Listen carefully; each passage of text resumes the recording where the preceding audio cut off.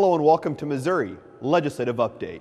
This month we bring you our show from the second floor of the Missouri State Capitol, where sights of the Christmas season surround the halls of government.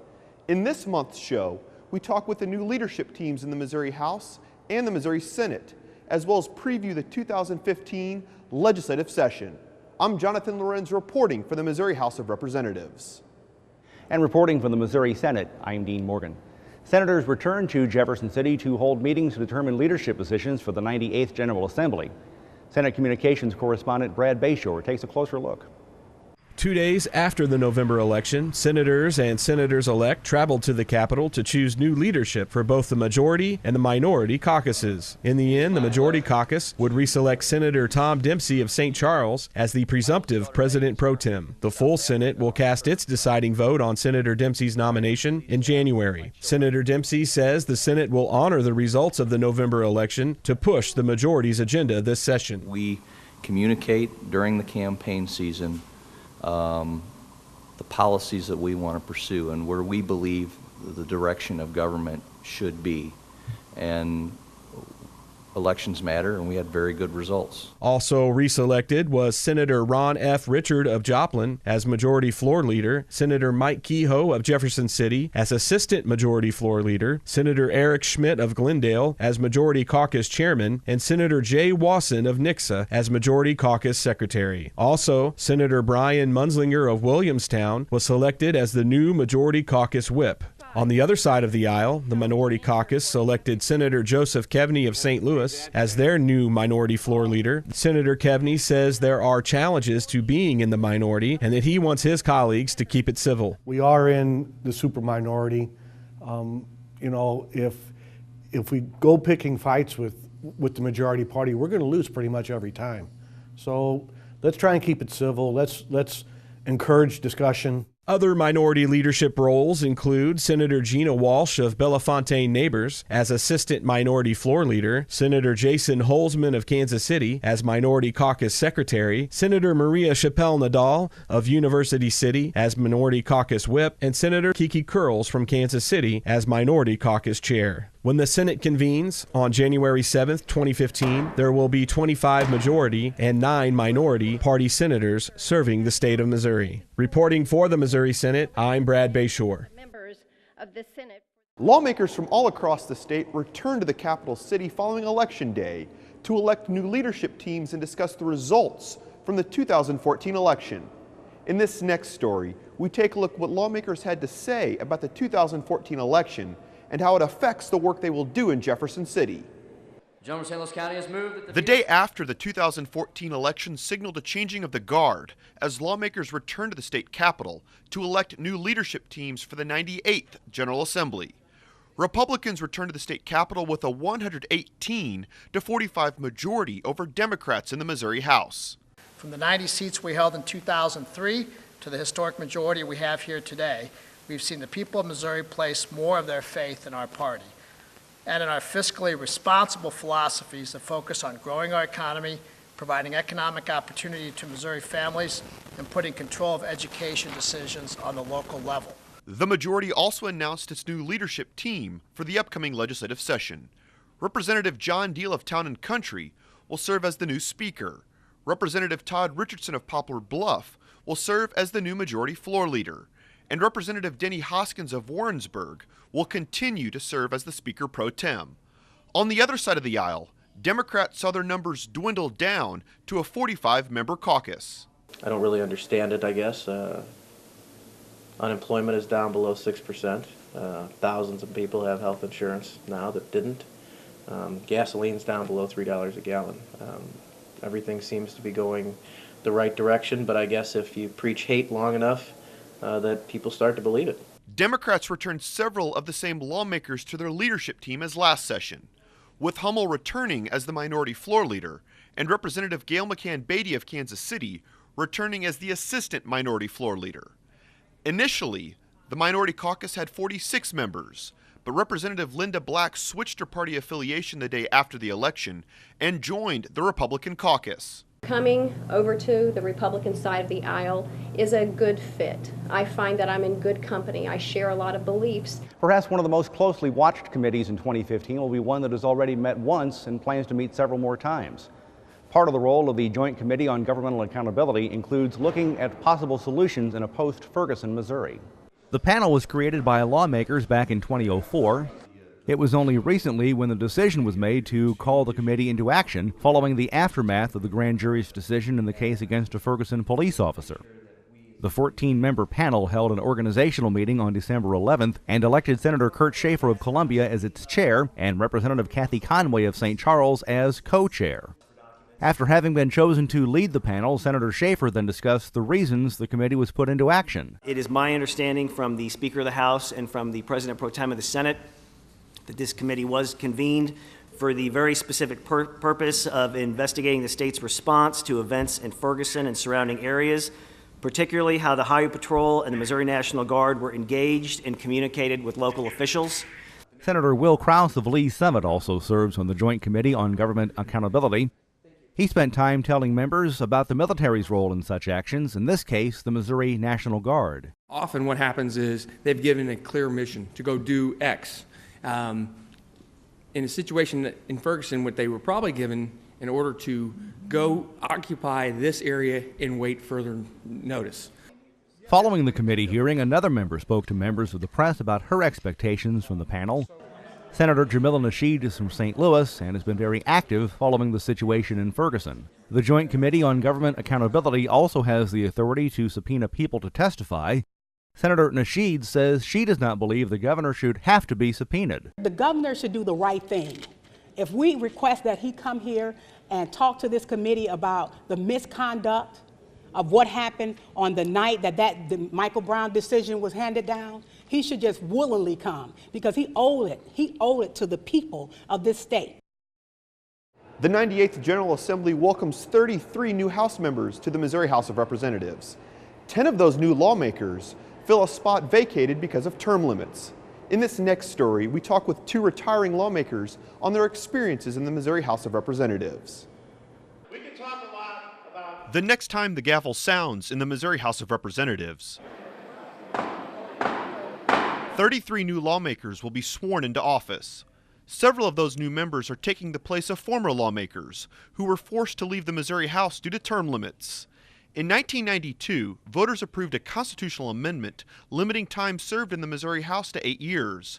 For one termed-out lawmaker, serving in the Missouri House has been a positive experience. It was a wonderful experience. I think that particularly if you bring some sort of skill set that is needed to the House, I think that you can do some good things. And whatever your background is, you can bring that to the body, and I've enjoyed it. Due to the era of term limits, it is highly unusual to see a lawmaker serve more than 8 years in one chamber. However, one outgoing member served for 18 years in the Missouri House. Representative Chris Kelly initially served 6 terms in the Missouri House, starting in 1982. He was then re-elected in 2008. Being in the House of Representatives has been the best job of my life. I love the room, and I love the people, and I love the people when we're in the majority, and I love them now. They're the same kind of people. They're interesting and involved and curious. They're good folks. Under Missouri law, lawmakers are allowed to serve a total of 16 years in the Missouri General Assembly, 8 years per chamber. However, not everyone agrees with term limits. The people now are every bit as smart and every bit as hardworking as they ever was, but they just don't have enough time in grade to learn the things in the process the way they need to do. And it transfers huge amounts of power that should belong to the elected representatives to lobbyists and to staffers and to the political parties. As both lawmakers prepare for life outside of the Missouri House, they offered a couple words of advice to the incoming group of freshman lawmakers. The most important thing you do is develop relationships, because you cannot pass a bill by yourself. Pick your battles.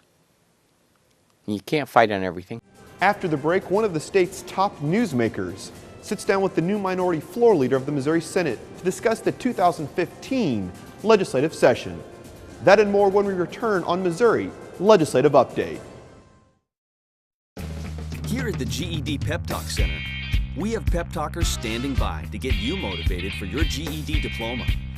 Get your GED Pep Talk and find free classes at yourged.org. Welcome to Capitol Dialogue. This segment, we're going to be talking with the new Minority Leader of the State Senate, Joseph Keveny, who is from St. Louis. You've been in the Senate now for how long? Just finished my 5th session. Your 5th session, so 10 years. No, I'm sorry. No, 5 years. 5 years, okay, that's good, your 5th session. So you're actually, are you going to be serving beyond the 8-year term limit? Yes. Because you came in halfway through somebody's term. I came in with a year left in someone else's term, so I'll get 9 years in a couple months. So by the time you leave, you'll be a senior member of the Senate. Actually, I'll be the senior guy 2 years before I leave. Most people will have termed out in my last 2 years. Well, do you think this will give you any extra weight in considering what the Senate does, or any extra wisdom to guide them? Well, I think it will give some, but then again, when we say minority leader, we're talking super minority, so I don't know how much swagger that takes with it. The 2015 session starts with 9 Democrats in a 34-member Senate chamber. I'm sure you've had some time now since you were picked as the minority leader to evaluate just what you can do or what your abilities are, how you can work with a supermajority Republican Senate. What are your thoughts now after about, say, a month since you were named to this position? Well, 2 things. Number one, the veto session didn't exactly end on a positive note. They used the PQ, and I think my number one goal is to avoid that happening again, and my second goal is just to keep open dialogue and see where things are headed and try to anticipate things so we can address them before they get to be a cataclysmic event. We should explain a PQ as a previous question, a motion, parliamentary move that shuts off debate and goes immediately to a vote, and that's what happened when the Democrats were, shall we say, extensively debating whether something should be overridden in the veto session. Yeah, it was the 72-hour bill, yeah. Yeah, the abortion bill, the waiting period bill. So you go into January now, you've given some thought to this. Have you talked to your caucus about how they should be behaving in this situation? Not yet. We will do that. We'll caucus January the 8th and the 9th. The afternoon of the 8th and all morning on the 9th. And what message will you give to your colleagues? The overall message is, let's try to keep things civil here. We are in the super minority. If we go picking fights with the majority party, we're going to lose pretty much every time. So let's try and keep it civil. Let's encourage discussion. Not to be saying that I want to stifle anybody's thoughts, but they need to recognize the arena that they're playing in. How will you influence legislation that comes through? Tempered. There are ways to prod and to nod, and in my 5 years up here, I've realized sometimes the most subtle acts turn out to be the most effective. Nobody likes to get called out in front of everybody, so you pull a guy to the side and say, I've really got a problem with this, and it's really a major issue. Sometimes you can diffuse it before it ever gets to a point where it turns into a fight. What have you learned from previous minority leaders you've served under? Well, I served under Jolie Justin, I served under Victor Callahan. I think all 3 of us have the same type of temperament. Keep open dialogue, do the heavy lifting away from the middle of the chamber, and then try to plan 2 or 3 steps ahead so we can get a useful resolution. A lot's done on the sides of the chamber, just in whispers, and that's the same kind of thing that I'll bring to the table. What are some of the issues on which you and the majority Republicans, you Democrats and majority Republicans, have no disagreement? Are there any? Well, the issues, there's none. I mean, everybody wants an economic development bill. Everybody wants to fix the education problem, the school transfer problem. Now, how we get there, sometimes the devil's in the details. I think there was pretty much a bipartisan bill last year for the school transfer bill, other than the one item that the governor vetoed the bill for, the private vouchers. I think we'll see something like that come through this year. I think it won't be as offensive as the one last year, I think we'll probably get a bill through. Anything else that you think you are pretty much on the same track with the Republicans about, that you're not going to really have much of a problem with? Well, everybody wants a jobs bill, but unfortunately, you know, everybody's got their own idea of a jobs bill. Sometimes they get so big that, as we say, everybody finds something to vote against in it, so that we have a hard time passing one. We'll try to address that early on, try and get that through. Did the veto session indicate to you that really the governor does not have much muscle when it comes to protecting positions of your party? Well, you saw that. The part of the veto session where you saw that was the veto overrides on the budget bills.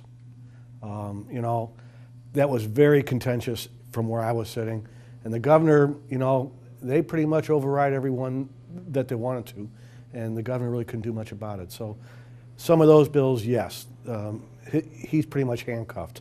Some of the bigger issue bills, not so much. The big issue for the last few months of 2014 has been issues about Ferguson and all of the things that spring from that situation. Do you see that being much of an issue for the legislature to address in 2015? I think you're going to see a lot of debate about some of the issues in Ferguson.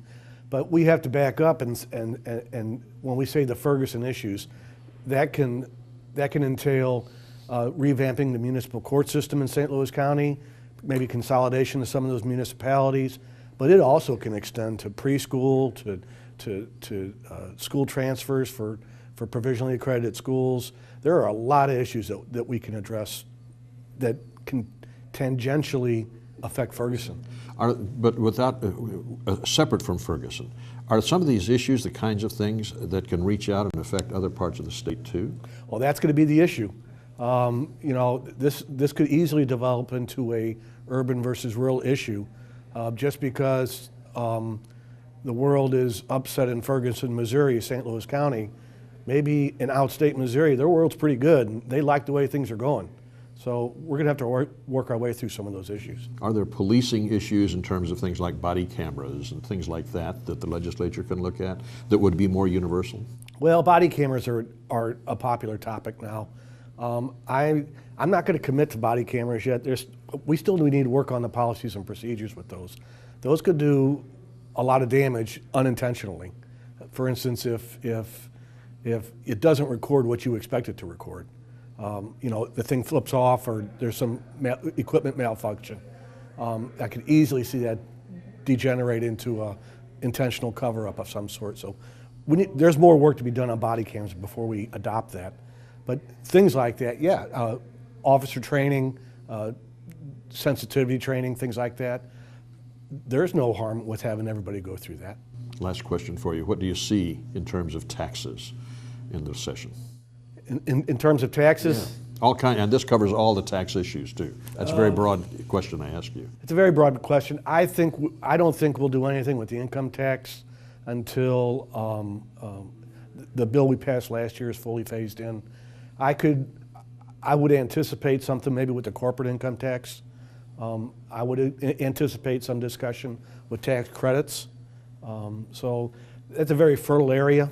Some of them are very emotional. So we're just going to have to wait and see what happens with Senator Bob Dixon has a bill that calls for a new tax study commission to look at the whole structure. Should the legislature just kind of wait another 2 or 3 years until that commission has finished its work, assuming the bill passes? Well, I would hope they would do that. I mean, you know, of the 34 members in the Senate, I'm not sure how many of them are tax experts. So if we get a commission together with some learned members, maybe we can create a big picture of where we want to go with the tax issue. Up next on Missouri Legislative Update, veteran Capitol reporter Bob Priddy sits down with incoming Senate Majority Caucus Whip Brian Munzlinger to talk about his new role and his legislative priority for the coming session. Stay tuned.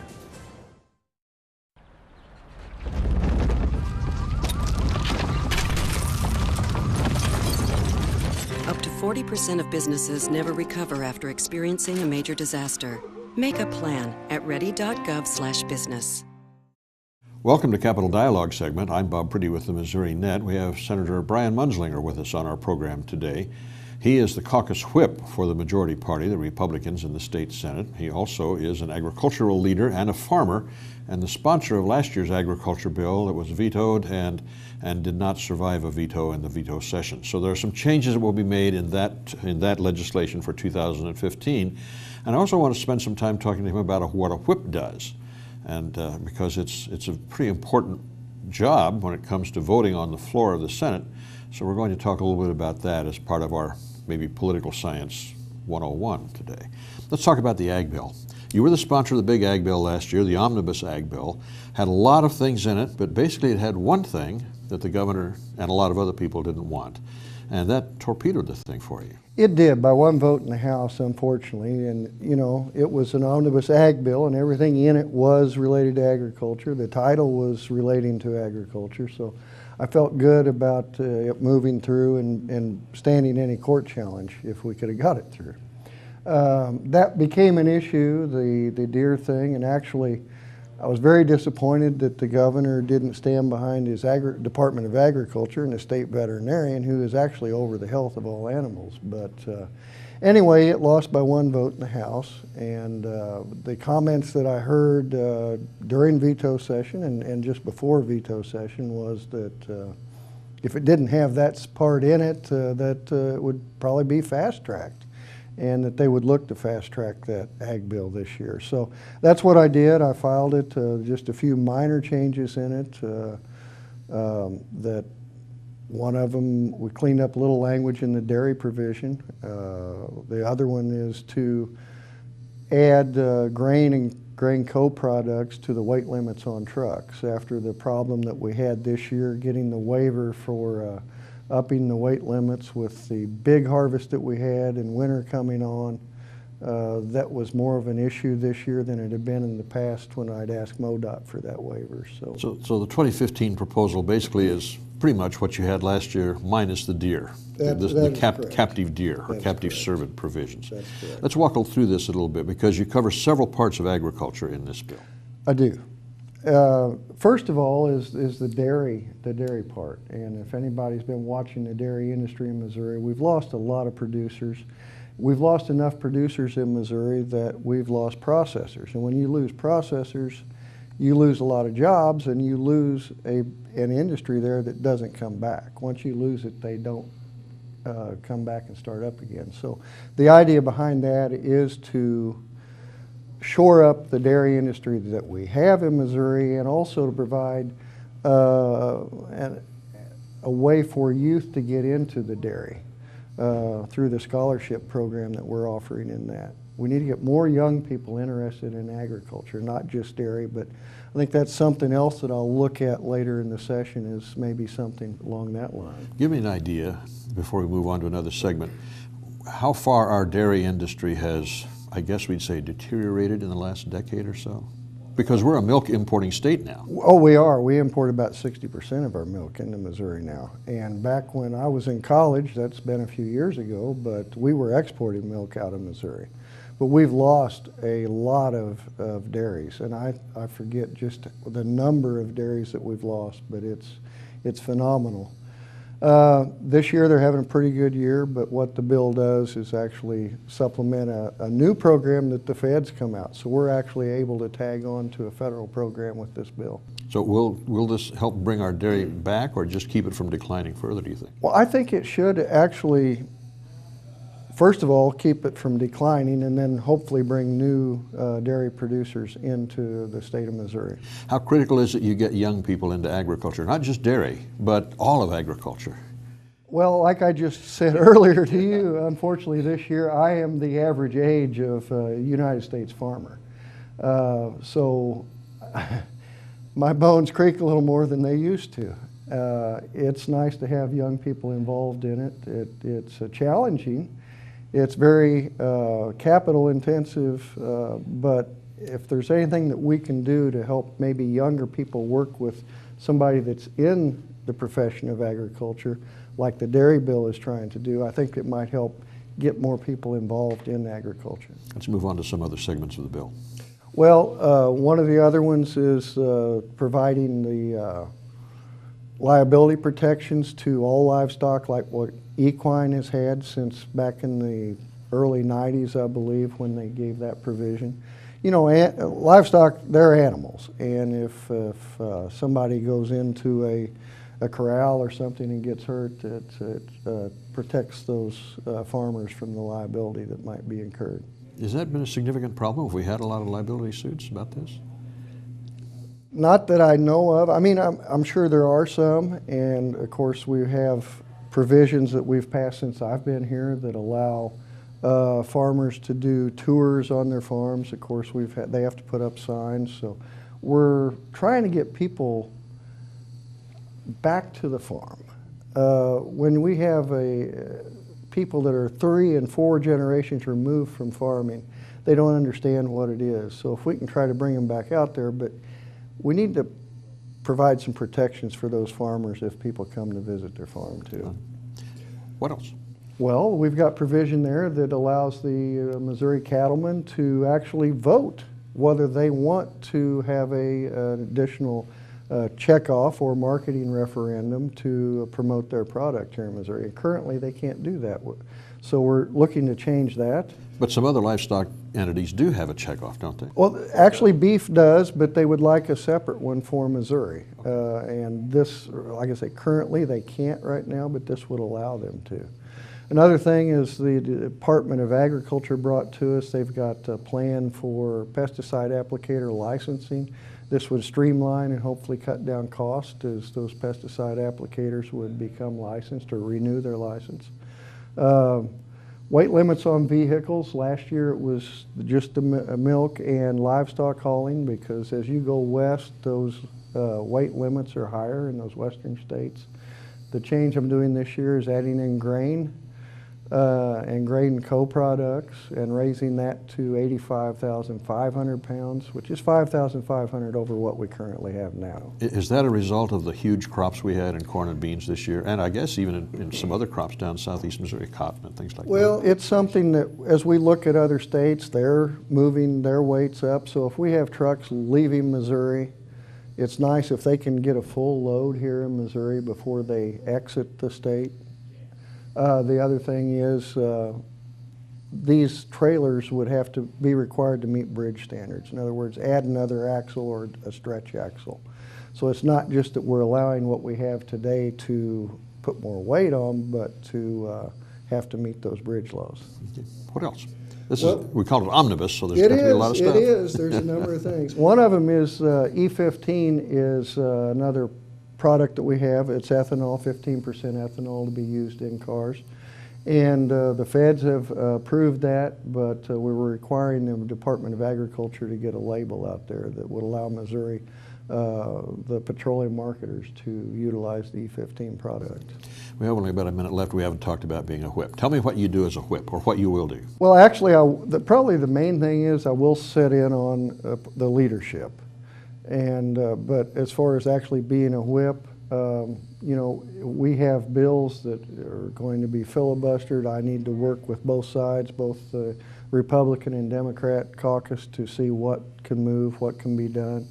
I need to make sure that our caucus is in tune. But in the Senate, that's kind of a touchy subject, really. And if you have any questions about the legislation that appeared in this program, please visit our website at senate.mo.gov. I'm Dean Morgan reporting from the Missouri Senate. Thanks for watching. And I'm Jonathan Lorenz reporting for the Missouri House of Representatives. If you have any questions regarding anything going on in the Missouri House, you can visit our website at house.mo.gov. Before we go, we wanted to thank the Missouri Net's Bob Priddy for helping with our program. In December, Bob announced his retirement after more than 40 years of delivering and reporting the news. From all of us with Missouri Legislative Update, we wanted to offer our sincere congratulations on a well-deserved retirement. Thanks for watching, and we hope to see you again next time on Missouri Legislative Update.